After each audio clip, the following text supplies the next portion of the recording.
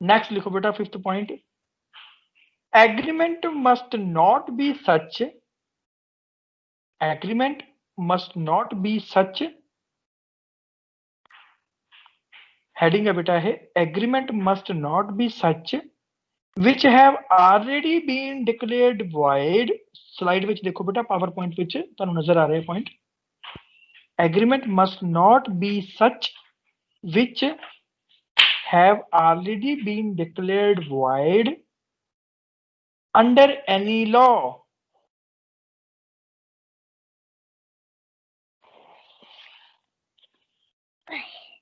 under any law। ਹੁਣ ਪੰਜਾਬੀ ਚ ਇਸ ਨੂੰ ਸਮਝੋ ਆਪਾਂ ਕੀ ਲਿਖਿਆ, एग्रीमेंट बेटा इस तरीके ਦਾ ਨਾ ਹੋਵੇ ਜਿਹਨੂੰ ਪਹਿਲਾਂ ਹੀ ਲਾਅ ਨੇ void ਡਿਕਲੇਅਰ ਕੀਤਾ ਹੋਇਆ। एग्रीमेंट इस तरीके ਦਾ नहीं होना चाहिए ਜਿਹਨੂੰ ਪਹਿਲਾਂ ਹੀ ਲਾਅ ਨੇ ਡਿਕਲੇਅਰ ਕੀਤਾ ਹੋਇਆ ਹੈ।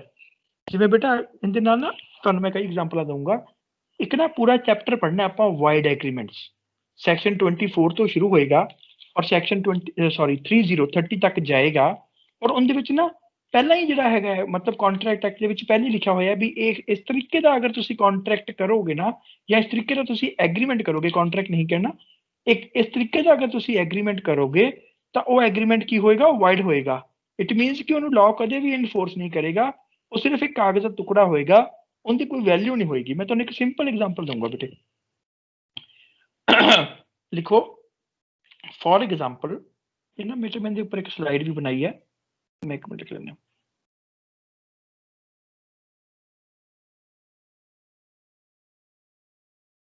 आ लिखो बेटा मैं कुछ एग्जांपल्स लिखियां, दो लिखियां हुई हैं, दिसदियां पईयां दो एग्जांपल्स लिखियां मैं वाइड एग्रीमेंट दे विच, यही इत्थे आ जानी है सर, यही इत्थे आ जानी है बेटे। For example N agreement with a minor is void,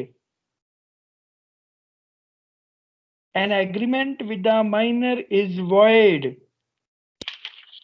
इनका मैं बेटा तुहानू सेक्शन नंबर भी दसदा, देखो under N agreement with the minor is void under section number दस देना बेटा, एक मिनट रुको।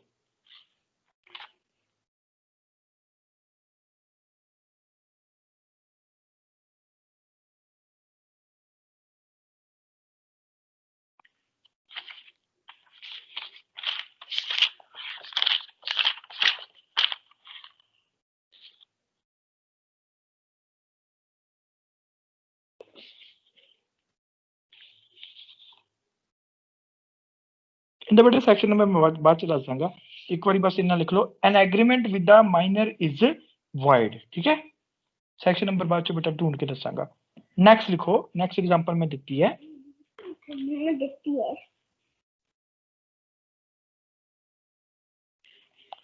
an agreement which restraint the person's right to marry is void agreement। दोनों लिख लो पहले फिर मैं समझा देना, ठीक है। an agreement which restraint का मतलब कहता पाबंदी लगाना, the person's right to marry, right to marry तो सबनों समझ आता है। an agreement which restraint the person's post office लगेगा बेटा, which restraint the person's right to marry is void agreement under section 26। इसमें लिखो under section 26।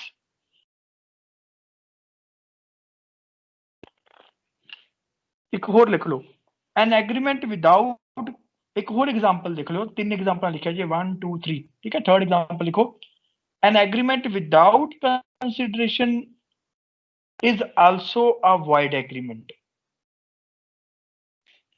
an agreement without consideration is also a void agreement under section 25। हम बेटा तीन examples लिख लिया, सबने लिख लिया। हम पहली एग्जांपल की लिखे बेटे, एन एग्रीमेंट, हाँ बेटे बोलो बोलो, an agreement without consideration is also a void agreement under section 25 of the contract act. केड़ा एक्ट पढ़ रहे हैं बेटे आपा, of the contract act comma 1872। बेटा ये मैं तो दसना ही भूल गया, ये कॉन्ट्रैक्ट एक्ट अपना कदों बनया सी 1872, ठीक है, 1872 ਦਾ ਬਣਿਆ ਹੋਇਆ। तो लिख लो under section 25 of the contract act 1872। ठीक है, ਹੁਣ ਆਪਾਂ ਤਿੰਨ ਐਗਜ਼ਾਮਪਲ ਲਿਖਿਆ ਬੇਟਾ, ਇੱਕ ਇੱਕ ਕਰਕੇ ਸਮਝਦੇ ਆ। ਪਹਿਲਾਂ ਆਪਾਂ ਲਿਖਿਆ an agreement with the minor is void. Minor ਕੌਣ ਹੁੰਦਾ ਬੇਟਾ, ਮੈਨੂੰ ਦੱਸੋ। ਸਰ 18 ਨਾਬਾਲਿਗ, ਨਾਬਾਲਿਗ ਜਿਹੜਾ ਹਲੇ the person who is below the age of 18, he or she is called minor। ਠੀਕ ਹੈ, ਤਾਂ ਅਗਰ ਕਿਸੇ ਮਾਈਨਰ ਨਾਲ ਐਗਰੀਮੈਂਟ ਕਰਾਂਗੇ ਤਾਂ ਐਗਰੀਮੈਂਟ ਕੀ ਹੋਏਗਾ ਬੇਟਾ, ਉਹ ਵਾਇਡ ਹੋਏਗਾ। Point is clear. Second example ਆਪਾਂ ਕੀ ਲਿਖੀਏ ਬੇਟੇ, an agreement which restraint the person's right to marry is void agreement। ਹੁਣ ਦੇਖੋ ਬੇਟਾ ਕੀ ਕਹਿ ਰਿਹਾ ਹੈ, ਉਹ ਐਗਰੀਮੈਂਟ ਜਿਹੜਾ ਕਿਸੇ ਪਰਸਨ ਦੇ ਮੈਰਿਜ ਕਰਨ ਦੇ ਰਾਈਟ ਉੱਪਰ ਪਾਬੰਦੀ ਲਗਾ ਰਿਹਾ ਹੈ, ਉਹ ਵੀ ਕੀ ਹੋਏਗਾ, void agreement ਅੰਡਰ ਸੈਕਸ਼ਨ 26। ਇਹ ਗੱਲ ਕਿੱਥੇ ਲਿਖੀ ਹੈ, ਇਹ ਗੱਲ ਲਿਖੀ ਹੈ ਸੈਕਸ਼ਨ 26 ਦੇ ਵਿੱਚ। ਸੈਕਸ਼ਨ 26 ਕੀ ਕਹਿੰਦਾ ਹੈ ਕਿ ਬਈ ਜਿਹੜਾ ਐਗਰੀਮੈਂਟ ਕਿਸੇ ਪਰਸਨ ਦੇ ਰਾਈਟ ਟੂ ਮੈਰੀ ਉੱਪਰ ਕਿਸੇ ਵੀ ਤਰੀਕੇ ਦਾ ਰਿਸਟ੍ਰੇਂਟ ਲਗਾਏਗਾ, ਪ੍ਰੋਹਿਬਿਸ਼ਨ ਲਗਾਏਗਾ, ਰੋਕ ਲਗਾਏਗਾ, ਤਾਂ ਐਸੇ ਐਗਰੀਮੈਂਟ ਨੂੰ ਆਪਾਂ ਕੀ ਕਹਿਣਾ ਹੈ, ਵਾਇਡ ਐਗਰੀਮੈਂਟ। ਆਪਾਂ ਬਹੁਤ ਸਿੰਪਲ ਐਗਜ਼ਾਮਪਲ ਹੈ ਬੇਟਾ, ਇਹ ਤਾਂ ਆਪਾਂ ਸਾਰਾ ਜਾਣਦੇ ਹਾਂ। ਮੇਰੀ ਗੱਲ ਸੁਣੋ, ਜਿਸ ਪਰਸਨ ਦੀ ਏਜ 18 ਦੀ ਹੋ ਜਾਂਦੀ ਹੈ, ਕੀ ਉਹ ਆਪਣੀ ਮਰਜ਼ੀ ਦੇ ਪਰਸਨ ਨਾਲ ਮੈਰਿਜ ਕਰ ਸਕਦਾ? ਯੈਸ ਸਰ, ਕਰ ਸਕਦਾ। ਉਹਦੇ ਉੱਪਰ ਲਾਅ ਕਿਸੇ ਤਰ੍ਹਾਂ ਦੀ, ਉਹਦੇ ਉੱਪਰ ਇਸ ਰਾਈਟ ਦੇ ਉੱਪਰ ਲਾਅ ਕਿਸੇ ਤਰ੍ਹਾਂ ਦੀ ਪਾਬੰਦੀ ਤਾਂ ਨਹੀਂ ਲਗਾਉਂਦਾ ਨਾ। ਇਹ ਤਾਂ ਨਹੀਂ ਕਹਿੰਦਾ ਨਾ ਲਾਅ ਕਿ ਬਈ ਤੁਸੀਂ ਜਿਹੜਾ ਹੈ ਇੰਟਰਕਾਸਟ ਮੈਰਿਜ ਨਹੀਂ ਕਰ ਸਕਦੇ, ਜਾਂ ਤੁਸੀਂ ਜਿਹੜਾ ਹੈਗਾ ਉਹ ਇੰਟਰ ਰਿਲੀਜੀਅਸ ਮੈਰਿਜ ਨਹੀਂ ਕਰ ਸਕਦੇ। ਪਾਬੰਦੀ ਤਾਂ ਨਹੀਂ ਲਗਾਉਂਦਾ ਨਾ। No sir. ਹੁਣ ਦੇਖੋ ਬੇਟਾ, ਇਸ ਪੁਆਇੰਟ ਨੂੰ ਆਪਾਂ ਸਮਝਦੇ ਆਏ, ਦੇਖੋ ਲੀਗਲ ਪੁਆਇੰਟ ਹੈ, ਕੋਈ ਗੱਲਾਂ ਬਾਤਾਂ ਨਹੀਂ ਹੈ, ਕੋਈ ਫਾਲਤੂ ਦੀਆਂ ਗੱਪਾਂ ਨਹੀਂ ਹੈ ਇਹ। ਹੁਣ ਇਹ ਸੈਕਸ਼ਨ 26 ਜੋ ਹੈ ਕੀ ਕਹਿੰਦਾ ਹੈ, ਇਹ ਕਹਿੰਦਾ ਹੈ ਕਿ ਦੇਖੋ ਮੰਨ ਲਓ, ਸਪੋਜ਼ ਕਰੋ there is one girl who likes some boy and the girl wants to marry with boy. However, the father of the girl does not like that boy. Father gives one offer to the girl कि if you will not marry this boy, then I will give you rupees 5 lakh or I will give you this property। मेरी बात समझ आ रही है बेटे कि नहीं आ रही है?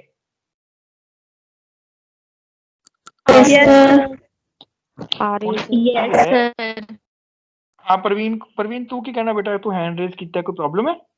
हेलो सर, समझ नहीं आई, दोबारा तो दस्यो बेटा। इंग्लिश समझ नहीं आई है सर।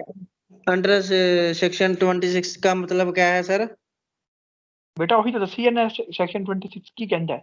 ਉਹ ਕਹਿੰਦਾ ਹੈ an agreement in restraint of marriage. ਦੂਸਰੇ ਸ਼ਬਦਾਂ ਵਿੱਚ ਐਨ ਐਗਰੀਮੈਂਟ ਵਿਚ ਰਿਸਟ੍ਰੇਂਟ ਦੀ persons right to marry is a void agreement. ਇਹੀ ਤਾਂ ਗੱਲ ਕਹਿੰਦਾ, ਇੱਕੋ ਹੀ ਤਾਂ ਲਾਈਨ ਕਹਿੰਦਾ ਉਹ। ਉਹਦਾ ਪੰਜਾਬੀ ਚ ਤਰਜਮਾ ਸੁਣੋ, ਕਹਿੰਦਾ ਹੈ ਕਿ ਜਿਹੜਾ ਐਗਰੀਮੈਂਟ ਕਿਸੇ ਪਰਸਨ ਦੇ ਮੈਰਿਜ ਕਰਨ ਦੇ ਰਾਈਟ ਉੱਪਰ ਪਾਬੰਦੀ ਲਗਾਉਂਦਾ ਹੈ, ਉਹ ਐਗਰੀਮੈਂਟ ਵਾਇਡ ਐਗਰੀਮੈਂਟ ਹੈ। ਹੁਣ ਉਹਨੂੰ ਐਗਜ਼ਾਮਪਲ ਸਮੇਤ ਸੁਣੋ, ਪਹਿਲੇ ਨਾ ਆਰਾਮ ਨਾਲ ਸੁਣੀ ਜਾਇਆ ਕਰੋ, ਫਿਰ ਐਂਡ ਤੇ ਬੋਲਿਆ ਕਰੋ ਅਗਰ ਸਮਝ ਨਾ ਆਏ ਤਾਂ। ਮੈਂ ਐਗਜ਼ਾਮਪਲ ਦੇ ਰਿਹਾ ਸੀਗਾ। ਫॉर एग्जाम्पल ਇੱਕ ਲੜਕੀ ਕਿਸੇ ਲੜਕੇ ਨੂੰ ਲਾਈਕ ਕਰਦੀ ਹੈ। ਉਸ ਲੜਕੀ ਦਾ ਫਾਦਰ ਜੋ ਹੈ ਉਸ ਲੜਕੇ ਨੂੰ ਲਾਈਕ ਨਹੀਂ ਕਰਦਾ।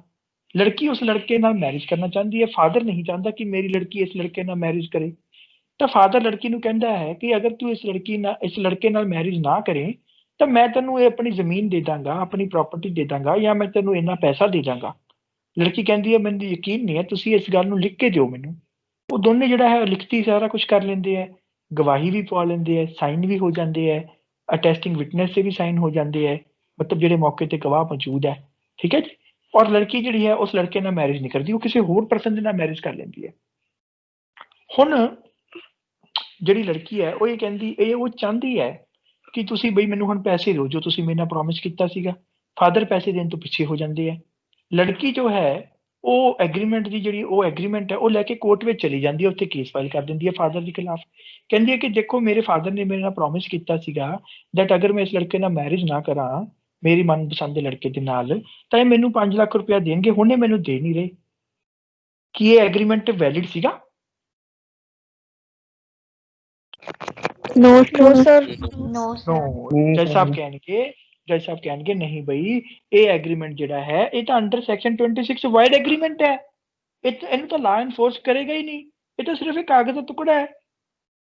ਤੁਹਾਡੇ ਫਾਦਰ ਬਾਉਂਡ ਨਹੀਂ ਹੈ ਤੁਹਾਨੂੰ 5 ਲੱਖ ਦੇਣ ਦੇ ਲਈ। ਹੁਣ ਦੂਸਰੀ ਤਰਫ ਚੱਲਦੇ ਹਾਂ। ਹੁਣ ਸਪੋਜ਼ ਕਰੋ ਲੜਕੀ ਨੇ ਇੱਕ ਐਸਾ ਐਗਰੀਮੈਂਟ ਕਰ ਲਿਆ, ਠੀਕ ਹੈ ਜੀ, ਔਰ ਉਹਦੇ ਵਿੱਚ ਲਿਖਿਆ ਹੈ ਕਿ ਮਤਲਬ ਫਾਦਰ ਨੇ ਪ੍ਰੋਮਿਸ ਕੀਤਾ ਹੈ ਲੜਕੀ ਆਪਣੀ ਡਾਟਰ ਦੇ ਨਾਲ ਕਿ ਅਗਰ ਤੁਸੀਂ ਇਸ ਲੜਕੇ ਨਾਲ ਮੈਰਿਜ ਨਹੀਂ ਕਰੋਗੇ ਤਾਂ ਮੈਂ ਤੁਹਾਨੂੰ 5 ਲੱਖ ਦੇਵਾਂਗਾ, ਠੀਕ ਹੈ ਜੀ। ਲੜਕੀ ਨੇ 5 ਲੱਖ ਲੈ ਲਿਆ ਪਰ ਮੈਰਿਜ ਫਿਰ ਉਸ ਲੜਕੇ ਨਾਲ ਕਰ ਲਈ। ਹੁਣ ਫਾਦਰ ਨੇ ਲੜਕੀ ਦੇ ਖਿਲਾਫ ਕੇਸ ਫਾਈਲ ਕੀਤਾ ਕਿ ਦੇਖੋ ਜੀ ਇਹ ਉਸੇ ਲੜਕੇ ਨਾਲ ਮੈਰਿਜ ਕਰਨ ਜਾ ਰਹੀ ਹੈ, ਹਲੇ ਸਪੋਜ਼ ਕਰੋ ਮੈਰਿਜ ਹੋਈ ਨਹੀਂ, ਤਾਂ ਇਹ ਜੀ ਉਸੇ ਲੜਕੇ ਨਾਲ ਮੈਰਿਜ ਕਰਨ ਜਾ ਰਹੀ ਹੈ, ਮੇਰੇ ਤੋਂ ਇਹਨੇ 5 ਲੱਖ ਰੁਪਇਆ ਲਿਆ ਹੈ, ਔਰ ਤੁਸੀਂ ਦੇਖੋ ਇਸ ਐਗਰੀਮੈਂਟ 'ਚ ਕੀ ਲਿਖਿਆ ਕਿ ਲੜਕੀ ਐਗਰੀ ਕਰਦੀ ਹੈ ਕਿ ਮੈਂ ਇਸ ਲੜਕੇ ਨਾਲ ਮੈਰਿਜ ਨਹੀਂ ਕਰਾਂਗੀ ਅਗਰ ਤੁਸੀਂ ਮੈਨੂੰ 5 ਲੱਖ ਰੁਪਏ ਦੇ ਦਿਓ।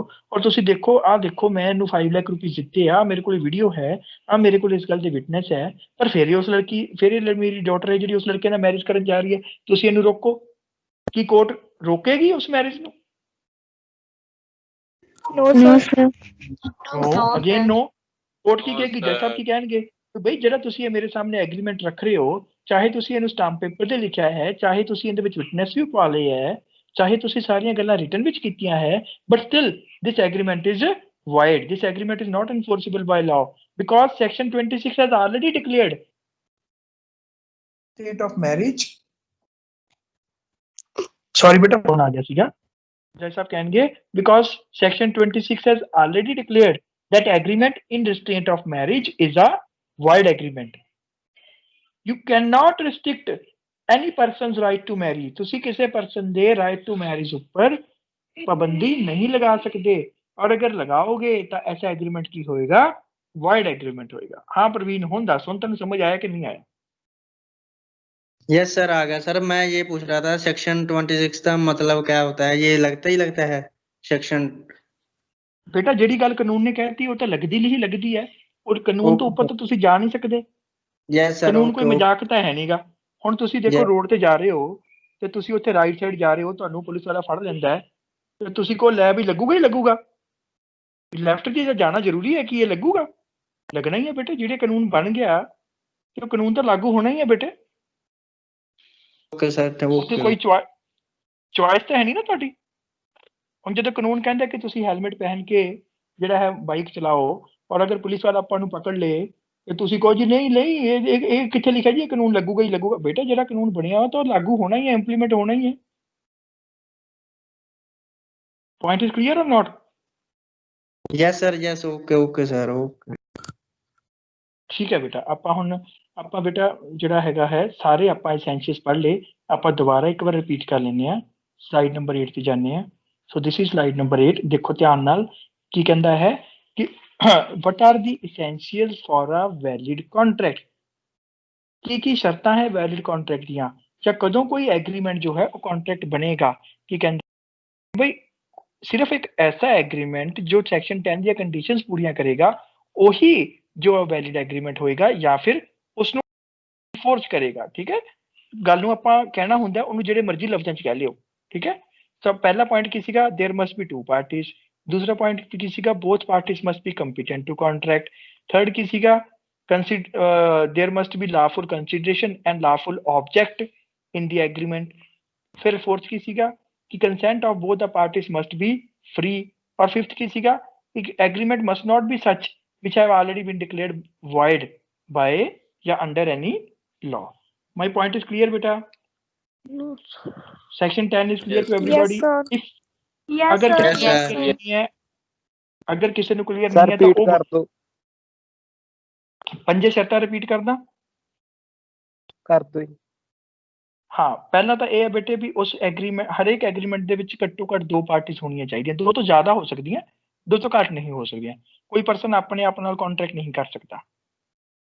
ਦੂਸਰਾ, ਜਿਹੜੀਆਂ ਦੋਨੇ ਪਾਰਟੀਆਂ ਹੈ ਜਾਂ ਜਿੰਨੀਆਂ ਵੀ ਪਾਰਟੀਆਂ ਹੈ ਕੰਟਰੈਕਟ ਨੂੰ, ਉਹ ਕੰਟਰੈਕਟ ਕਰਨ ਦੇ ਯੋਗ ਹੋਣੀਆਂ ਚਾਹੀਦੀਆਂ, ਐਲੀਜੀਬਲ ਹੋਣੀਆਂ ਚਾਹੀਦੀਆਂ। ਬੇਟਾ ਹੁਣ ਦੇਖੋ ਤੁਸੀਂ ਲਾਅ ਵਿੱਚ ਐਡਮਿਸ਼ਨ ਲੈਂਦੇ ਹੋ ਤਾਂ ਉਹਦੇ ਵਿੱਚ ਮਿਨੀਮਮ ਪਰਸੈਂਟੇਜ ਕਿੰਨੀ ਹੈ? 45% ਤਾਂ ਹੋਣੀ ਚਾਹੀਦੀ ਹੈ ਨਾ। ਅਗਰ ਇਸ ਤੋਂ ਵੀ ਘੱਟ ਹੈ ਤਾਂ ਕੀ ਤੁਹਾਨੂੰ ਐਡਮਿਸ਼ਨ ਮਿਲ ਜਾਏਗੀ ਲਾਅ ਦੇ ਵਿੱਚ? ਨਹੀਂ ਮਿਲੇਗੀ ਨਾ। ਤਾਂ ਬੇਟਾ ਇਹੀ ਜਿਹੜਾ ਸੈਕਿੰਡ ਪੁਆਇੰਟ ਹੈ ਨਾ, ਮਿਨੀਮਮ ਐਲੀਜੀਬਿਲਿਟੀ ਹੈ ਕਿ ਦੇਖੋ ਜੀ ਪਾਰਟੀ ਜਿਹੜੀਆਂ ਹੈ ਨਾ ਐਟਲੀਸਟ ਕੰਪੀਟੈਂਟ ਟੂ ਕੰਟਰੈਕਟ, ਮਤਲਬ they must be competent to enter into a contract. ਘੱਟੋ ਘੱਟ ਯੋਗ ਹੋਣ ਕੰਟਰੈਕਟ ਕਰਨ ਦੇ।